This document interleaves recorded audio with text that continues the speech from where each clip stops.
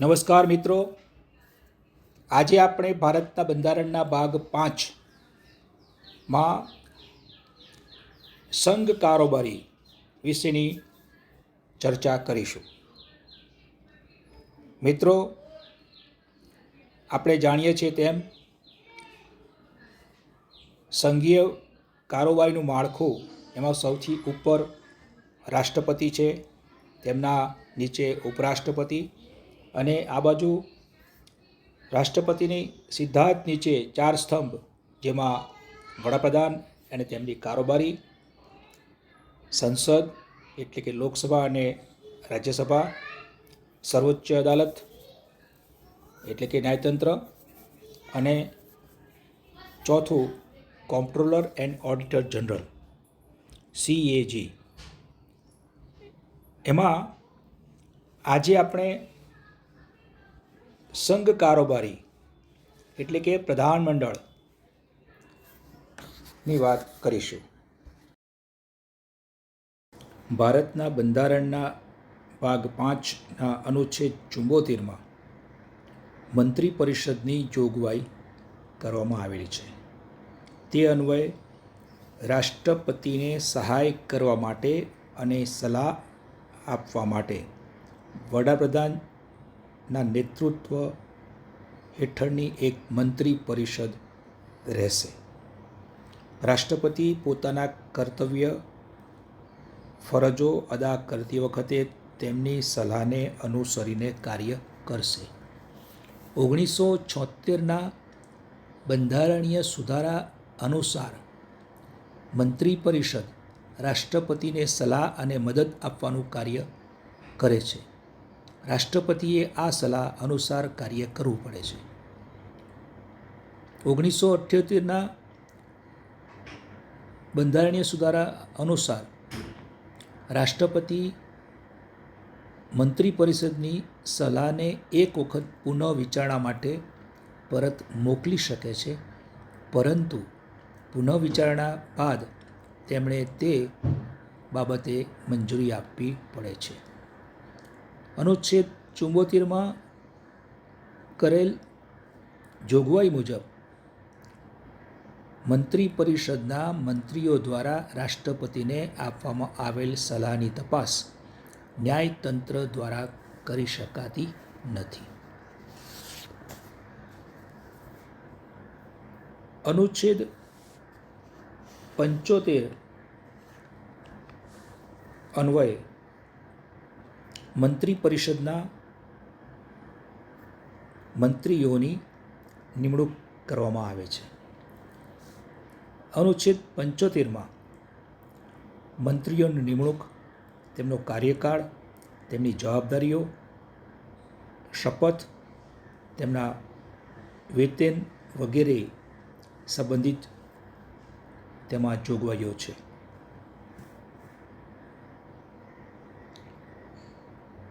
અનુચ્છેદ 75 અન્વયે કોઈપણ વ્યક્તિએ મંત્રી બનવા માટે લોકસભા અથવા રાજ્યસભા બેમાંથી કોઈ એક ગૃહના સભ્ય હોવા જરૂરી છે. જો તે વ્યક્તિ આ બંને ગૃહના સભ્ય ન હોય તો 6 મહિનાની સમય મર્યાદામાં કોઈ પણ એક ગૃહનું સભ્યપદ મેળવવું ફરજિયાત છે. અને જો કોઈ સભ્ય 6 મહિનાની અંદર કોઈ ગૃહના સભ્ય બની ન શકે તો તેમનું મંત્રી પદ આપોઆપ રદ કરી દેવામાં આવે છે.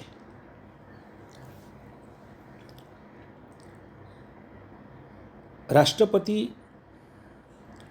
અનુચ્છેદ 75 અન્વયે પ્રધાનમંત્રી અથવા વડાપ્રધાનની નિમણૂક કરશે અને પ્રધાનમંત્રીની સલાહ મુજબ રાષ્ટ્રપતિ કેન્દ્રીય મંત્રી પરિષદના સભ્યોની નિમણૂક કરશે.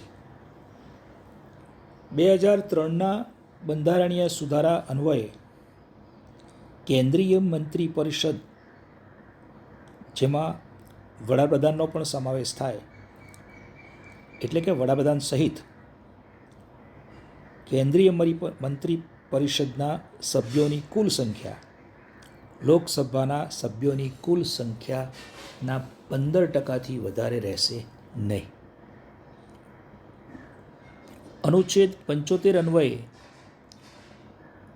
કોઈપણ મંત્રી તેમનો પોતાનો હોદ્દો સંભાળે તે પહેલાં રાષ્ટ્રપતિ તેમની પાસે પરિશિષ્ટ 3માં આપવામાં આવેલ નમૂના મુજબના શપથ, પદના શપથ અને ગુપ્તતાના શપથ એમ 2 શપથ લેવડાવે છે. મંત્રી પરિષદની મુદત લોકસભાની માફક સામાન્ય રીતે 5 વર્ષની છે.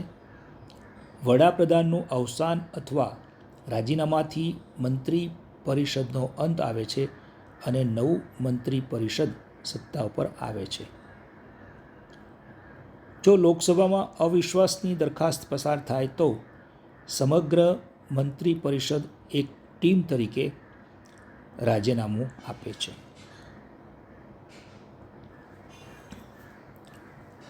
અનુચ્છેદ 75માં મંત્રીઓના પગાર અને ભથ્થા બાબતે જોગવાઈ મુજબ તેમને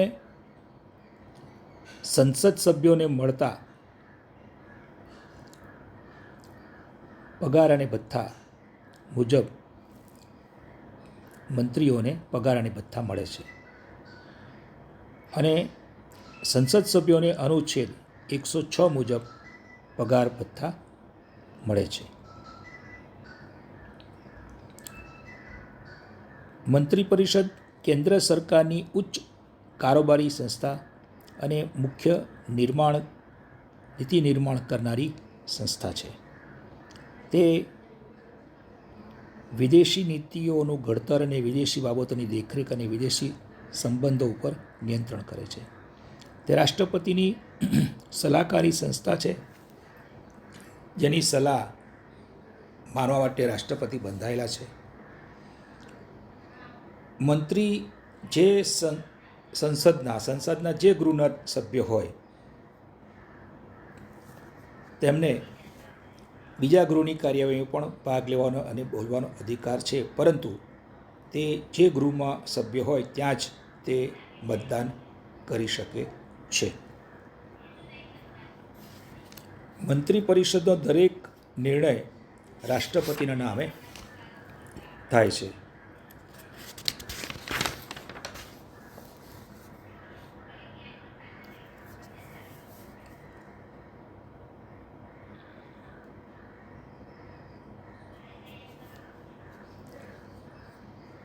મંત્રી પરિષદ ત્યાં સુધી હોદ્દા પર રહેશે, કોઈ પણ મંત્રી ત્યાં સુધી હોદ્દા ઉપર રહેશે જ્યાં સુધી રાષ્ટ્રપતિની સંતુષ્ટિ અથવા તો રાજી ખુશી રહેશે. પરંતુ આમાં રાજી ખુશી એટલે વડાપ્રધાનની રાજી ખુશી. એટલે વડાપ્રધાનની રાજી ખુશી નહીં હોય તો તે મંત્રીને રાષ્ટ્રપતિ વડાપ્રધાનની સલાહ મુજબ તેમના હોદ્દા પરથી દૂર કરે છે અથવા તો તેમને રાજીનામું આપવા માટે જણાવે છે. મંત્રી પરિષદ લોકસભા પ્રત્યે સામૂહિક રીતે જવાબદાર હશે. સામૂહિક જવાબદારીનો અર્થ એ છે કે કેબિનેટ એટલે કે મંત્રી પરિષદ દ્વારા લેવામાં આવેલ કોઈ પણ નિર્ણય મંત્રી પરિષદનો સામૂહિક નિર્ણય માનવામાં આવે છે.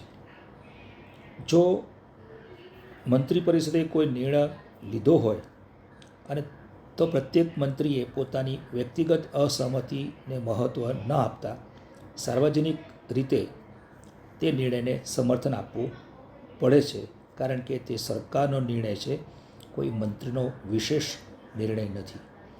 જો કોઈ મંત્રીને લાગે કે તે કેબિનેટ અથવા પ્રધાનમંત્રીના કોઈ નિર્ણયથી સંતુષ્ટ નથી અને પોતાની અસંતુષ્ટિને પોતાની પાસે રાખવાની સ્થિતિમાં ન હોય તો તે મંત્રીએ મંત્રી પરિષદમાંથી રાજીનામું આપી અલગ થઈ જવું પડે છે.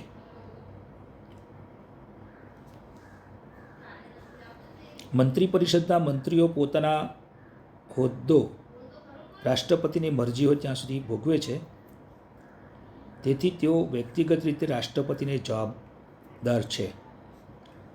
જોકે રાષ્ટ્રપતિ પ્રધાનમંત્રીની સલાહ મુજબ જ કોઈપણ મંત્રીને હોદ્દા ઉપરથી દૂર કરી શકે છે.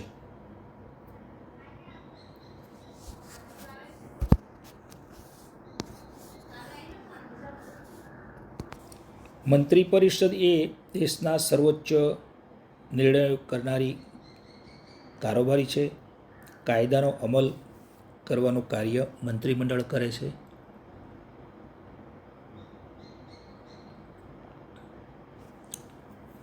તે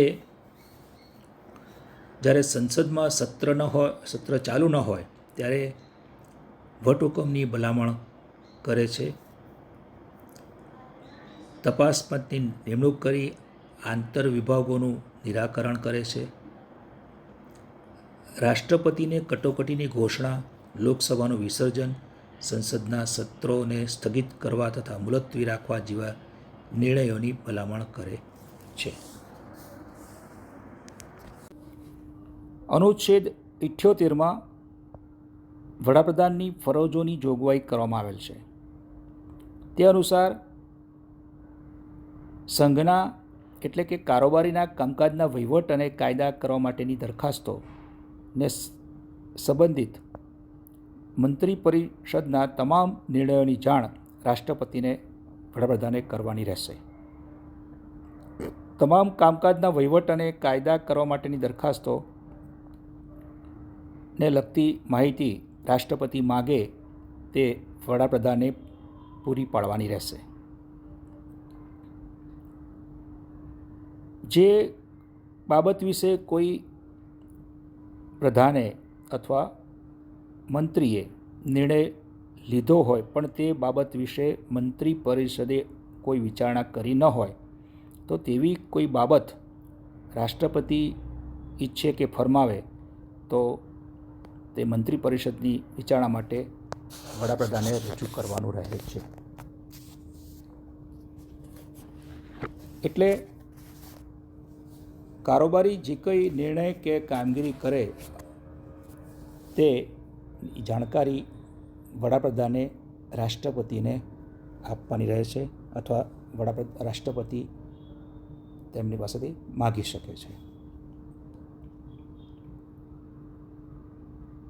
મંત્રીમંડળની જ્યારે બેઠક મળે છે ત્યારે વડાપ્રધાન તેની અધ્યક્ષતા કરે છે. મંત્રીમંડળમાં મંત્રીઓની નિમણૂક વડાપ્રધાનની સલાહથી રાષ્ટ્રપતિ દ્વારા કરવામાં આવે છે.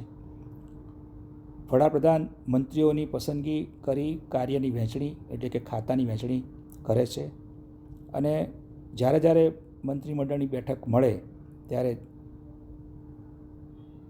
તેનું સંચાલન અથવા અધ્યક્ષસ્થાન વડાપ્રધાન દ્વારા કરવામાં આવે છે. અને આ બેઠકની જે કંઈ માહિતી વિગતો જે છે એ વડાપ્રધાન પોતે એક પ્રતિનિધિ તરીકે રાષ્ટ્રપતિને જાણ કરે છે. તેમજ એ ભારત સરકારના કેન્દ્ર સરકારના મુખ્ય પ્રવક્તા છે. તમામ મંત્રાલયોને માર્ગદર્શન આપવાનું અને તેમનું નિયંત્રણ અને સંકલન કરવાની જવાબદારી વડાપ્રધાનની હોય છે. વડાપ્રધાન કોઈપણ મંત્રીને કોઈપણ કારણ વગર કોઈપણ સમયે રાજીનામું આપવા માટે કહી શકે છે અને જો તે રાજીનામું ન આપે તો રાષ્ટ્રપતિ દ્વારા તેમને દૂર કરાવી શકે છે. કેન્દ્રીય મંત્રીમંડળના વડા હોવાને કારણે જો વડાપ્રધાનનું મૃત્યુ થાય અથવા તો તે રાજીનામું આપે તો કેન્દ્રીય મંત્રીમંડળ આપોઆપ વિસર્જિત થઈ જાય છે અને કોઈ પણ મંત્રી પદ પર રહેતા નથી. વડાપ્રધાન જે ગૃહના સભ્ય હોય તે ગૃહના નેતા તરીકે ઓળખાય છે. બંધારણીય રીતે વડાપ્રધાન સંસદને આધીન કામ કરે છે. વડાપ્રધાન કોઈપણ સમયે રાષ્ટ્રપતિને લોકસભા ભંગ કરવાની ભલામણ કરી શકે છે, પરંતુ જો મંત્રીમંડળ લોકસભાનો વિશ્વાસ ગુમાવી ચૂક્યું હોય તો રાષ્ટ્રપતિ વડાપ્રધાનની આ સલાહ માનવા માટે બંધાયેલા નથી. અને તેઓ એટલે કે વડાપ્રધાન સંસદનું સત્ર બોલાવવાની તથા તેના અંતની તારીખ નક્કી કરવા માટે રાષ્ટ્રપતિને સલાહ આપે છે અને તે અનુસાર રાષ્ટ્રપતિ તે સત્ર બોલાવે છે અને તેનો છેલ્લી તારીખ પણ નક્કી કરે છે અને આમ રાષ્ટ્રપતિ આ માટે બંધાયેલા હોય છે. વડાપ્રધાન સંસદમાં રજૂ થનાર ખરડાઓને જે તે ખાતાના મંત્રી દ્વારા આખરી ઓપ અપાવે છે. જરૂર જણાય ત્યારે આ અંગે વિરોધ પક્ષની તથા સર્વપક્ષી બેઠક બોલાવીને વિશ્વાસ મળે છે. તેઓ મંત્રીમંડળના નીતિ વિષયક નિર્ણયોની સંસદમાં ઘોષણા કરે છે અને તે અંગેના જરૂરી ખુલાસાઓ પણ સ્પષ્ટતાઓ પણ કરે છે. તેઓ વહીવટ સંબંધી સંસદમાં પૂછાયેલા પ્રશ્નોનો જવાબ આપે છે. ભારત રત્ન, પદ્મ વિભૂષણ, પદ્મભૂષણ અને પદ્મશ્રી વગેરે સન્માનો પણ વડાપ્રધાનની ભલામણને આધારે જ રાષ્ટ્રપતિ દ્વારા આપવામાં આવે છે. વડાપ્રધાન મંત્રીમંડળ રાષ્ટ્રપતિ અને સંસદ વચ્ચે એક સેતુનું કામ કરે છે. સંઘના વહીવટને લગતી તમામ બાબતોની અને ખરડાઓ વિશેની બાબતો વિશે રાષ્ટ્રપતિને માહિતગાર કરવા એ અનુચ્છેદ 78માં જોગવાઈ કરેલ છે. જ્યાં સુધી અદાલત દ્વારા વડાપ્રધાનને ભ્રષ્ટાચારના દોષી ન ઠેરવવામાં આવે ત્યાં સુધી રાષ્ટ્રપતિ તેમની વિરુદ્ધ ભ્રષ્ટાચાર વિરોધી કાનૂન અંતર્ગત કાર્યવાહી કરવાની મંજૂરી આપતા નથી. વડાપ્રધાન દેશની વિદેશ નીતિને યોગ્ય દિશા આપવામાં મહત્ત્વનો ભાગ ભજવે છે. તેઓ આંતરિક અને બાહ્ય વિદેશ નીતિમાં રાષ્ટ્રપતિની સત્તાઓનો વાસ્તવિક રીતે અમલ કરે છે. એટલે આમ વડાપ્રધાન કેન્દ્ર સરકારના મુખ્ય પ્રવક્તા છે. વડાપ્રધાન વહીવટી સેવાઓના એક રાજકીય પ્રમુખ છે, એટલે મુખ્ય અધિકારી છે. રાષ્ટ્રપતિ દ્વારા થતી વહીવટી નિમણૂકોમાં તેમનો મત ખૂબ અગત્યનો અને નિર્ણાયક રહે છે. વડાપ્રધાનને સત્તામાં રહેલ રાજકીય પક્ષના વડા ગણવામાં આવે છે. કટોકટી જેવી પરિસ્થિતિ દરમિયાન રાજકીય સ્તરે તેઓ મુખ્ય પ્રબંધક બની રહે છે. ભારતમાં પરમાણુ શસ્ત્રોનો ઉપયોગ કરવાની સત્તા ભારતના વડાપ્રધાન અથવા તેમના નિયુક્ત અધિકારી પાસે હોય છે. તેઓ જુદા સંયુક્ત રાષ્ટ્રો જેવી આંતરરાષ્ટ્રીય સંગઠનોની બેઠકોમાં દેશનું પ્રતિનિધિત્વ કરે છે અને ત્યાં એક દેશની જે નીતિ છે એ ત્યાં જાણ કરે છે, માહિતી આપે છે અને આપણી જે નીતિ છે તેને સ્પષ્ટતા કરે છે અને દરેકના જે સંગઠન છે આંતરરાષ્ટ્રીય સંગઠનોમાં કેવી રીતે કામ કરવું તે પોતે નક્કી કરે છે.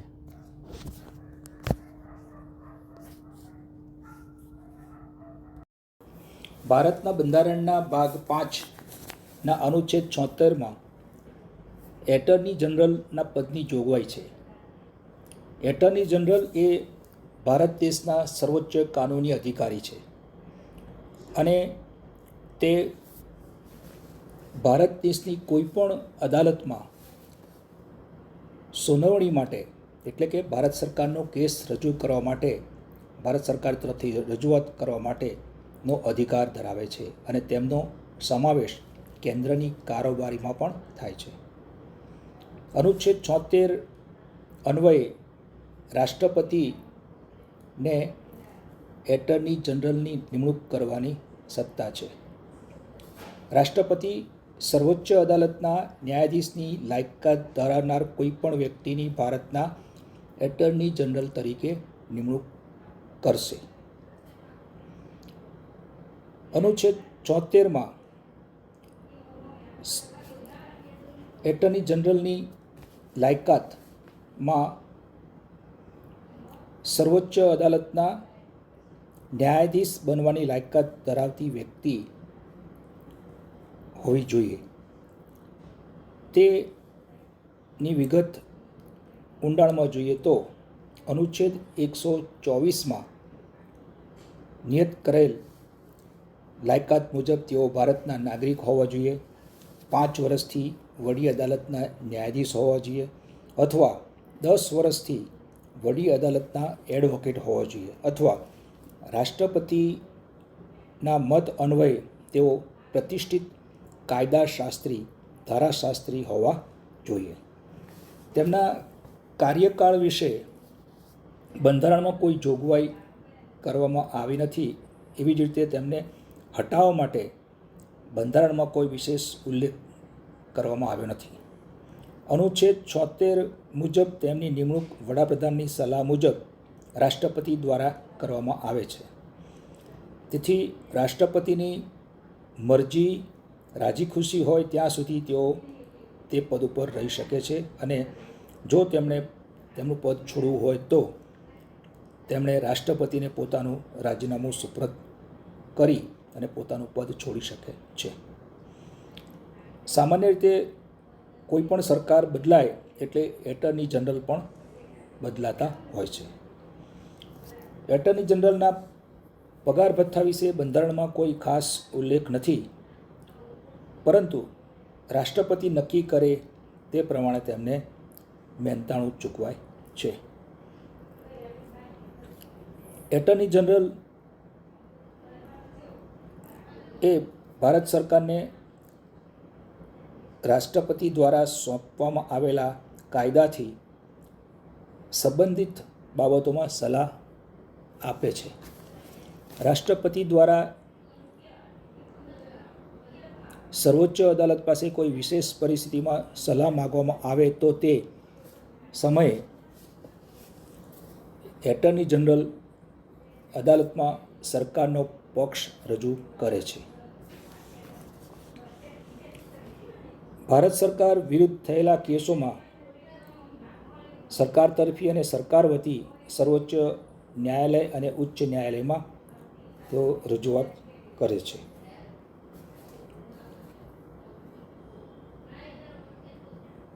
તેમણે તેમની ફરજના ભાગરૂપે ભારતની સર્વોચ્ચ અદાલત અથવા રાજ્યોની કોઈપણ વડી અદાલતોમાં સરકાર વતી પોતાની દલીલો રજૂ કરવાના પાવર્સ છે, સત્તા છે. અને અનુચ્છેદ 88માં જોગવાઈ કર્યા મુજબ સંસદમાં એટર્ની જનરલ અને દરેક મંત્રીને કોઈપણ ગૃહમાં અથવા સંસદની સંયુક્ત બેઠકમાં અને તેમાં જેમનું નામ સભ્ય તરીકે હોય તેવી સંસદની કોઈપણ સમિતિમાં ભાગ લેવાનો કે બોલવાનો અધિકાર આપવામાં આવ્યો છે. પરંતુ એટર્ની જનરલને સંસદમાં મત આપવાનો અધિકાર નથી. તેમને આ બેઠકોમાં ભાગ લેવા માટે સંસદ સભ્યને સમાન તમામ ભથ્થા અને વિશેષ અધિકાર મળે છે. તેમની કેટલીક મર્યાદાઓ પણ તેમને લાગુ પડે છે. તે મુજબ તેઓ ભારત સરકાર વિરુદ્ધ સલાહ આપી શકતા નથી અને ભારત સરકારની વિરુદ્ધમાં તેઓ કેસ લડી શકતા નથી. કોઈ પણ ગુનેગાર વ્યક્તિને ભારત સરકારની પરવાનગી વગર તેનો બચાવ કરી શકતા નથી. ભારત સરકારની મંજૂરી વગર તેઓ કોઈપણ પરિષદ અથવા કંપનીના સલાહકારનું પદ ધારણ કરી શકતા નથી. જે મુદ્દો ભારત સરકાર વતી રજૂ કરવાનો હોય છે તેના ઉપર તેઓ ટીકા ટિપ્પણ કરી શકતા નથી. જ્યાં સુધી કાયદા અને ન્યાય મંત્રાલયના કાયદા બાબત વિભાગ દ્વારા કોઈ પ્રસ્તાવ કે સંદર્ભ પસાર કરવામાં ના આવે ત્યાં સુધી તેઓ ભારત સરકારના કોઈપણ મંત્રાલય અથવા વિભાગ અથવા જાહેર સાહસ અથવા કાયદાકીય સંગઠનને પોતાની સલાહ આપી શકતા નથી. આમ એટર્ની જનરલ એ ભારત દેશના સર્વોચ્ચ કાનૂની અધિકારી છે. ભારત દેશના જે વહીવટ છે એ રાષ્ટ્રપતિના નામે થાય છે અને આ માટેની જોગવાઈ બંધારણના અનુચ્છેદ 77માં કરવામાં આવેલી છે. આ અન્વયે રાષ્ટ્રપતિ વડાપ્રધાનની સલાહ મુજબ ભારત સરકારની જરૂરિયાત અને અનુકૂળતા માટે મંત્રીઓ વચ્ચે જરૂરી કામગીરી અને જવાબદારીઓની ફાળવણી કરી શકે છે. અને તે અન્વયે મંત્રીમંડળના સભ્યો આ સમિતિમાં રહી અને દરેક વિભાગો પર ધ્યાન રાખે છે, તેમજ તેમના ચર્ચા વિચારણા કરી અને તેમના અહેવાલો રજૂ કરે છે, અને એ અહેવાલો અન્વયે ભારત સરકાર નિર્ણય લે છે. એટલે ભારત સરકારના તમામ કાર્યોનું સંચાલન અને નિર્ણયો એ રાષ્ટ્રપતિના નામે થાય છે, અને વડાપ્રધાનની દેખરેખ હેઠળ આ મંત્રી પરિષદ કામ કરે છે. અને મંત્રી પરિષદ વડાપ્રધાનની ઈચ્છા મુજબ, વડાપ્રધાનની માર્ગદર્શન હેઠળ, વડાપ્રધાનની દોરવણી હેઠળ આ બધા કાર્યો કરે છે, અને આ દરેક કાર્યો એ રાષ્ટ્રપતિના નામે જ કરવામાં આવે છે.